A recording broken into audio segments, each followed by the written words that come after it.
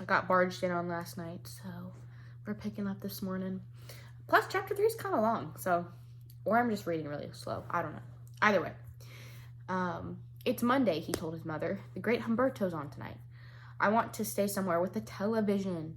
Monday. This reminded Harry of something. If it was Monday, and you usually could count on Dudley to know the days of the week because of television, then tomorrow, Tuesday, was Harry's 11th birthday. Of course, his birthdays were never exactly fun. Last year, the Dursleys had given him a coat hanger and a pair of Uncle Vernon's old socks. Still, you weren't 11 every day. Uncle Vernon was back and he was smiling. He was also carrying a long, thin package and didn't answer Petunia when she asked what he'd bought. Found the perfect place, he said. Come on, everyone out. It was very cold outside the car. Uncle Vernon was pointing at what looked like a large rock way out at sea. Perched on top of the rock was the most miserable little shack you could ever imagine. One thing was certain, there was no television in there. Storm forecast for tonight, said Uncle Vernon gleefully, clapping his hands together, and this gentleman's kindly agreed to lend us his boat. A toothless old man came ambling up to them, pointing with a rather wicked grin at an old rowboat bobbing in the iron-gray water below them. I've already got some rations, said Uncle Vernon, so all aboard. It was freezing in the boat. Icy sea spray and rain crept down their necks, and a chilly wind whipped their faces. After what seemed like hours, they reached the rock, where Uncle Vernon, slipping and sliding, led the way to the broken-down house. The inside was horrible. It smelled strongly of seaweed, the wind whistled through the gaps in the wooden walls, and the fireplace was damp and empty. There was only 2 rooms. Uncle Vernon's rations turned out to be a bag of chips and 4 bananas. He tried to start a fire, but the empty chip bags just smoked and shriveled up. Could do with some of those letters now, eh? He said cheerfully. He was in a good mood. Obviously, he thought nobody stood a chance of reaching them here in the storm to deliver mail.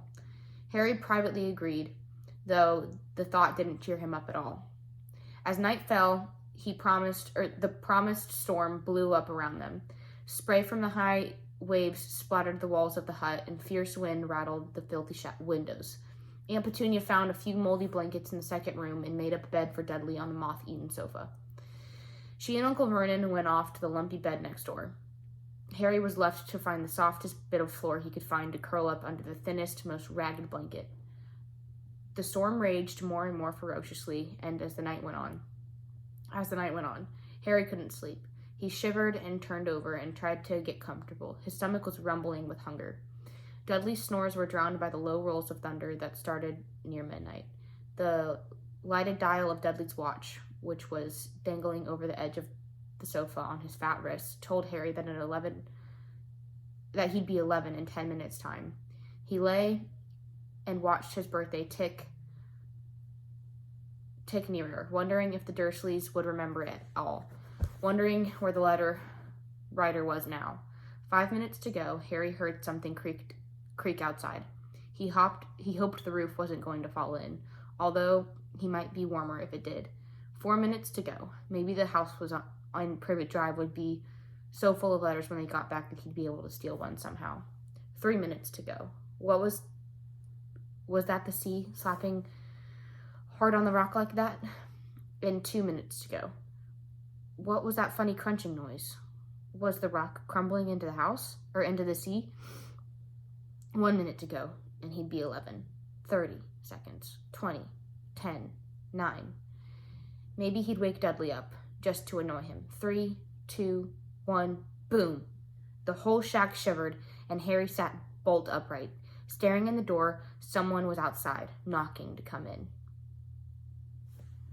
That's it. 4 minutes. I could have finished that last night. That's crazy.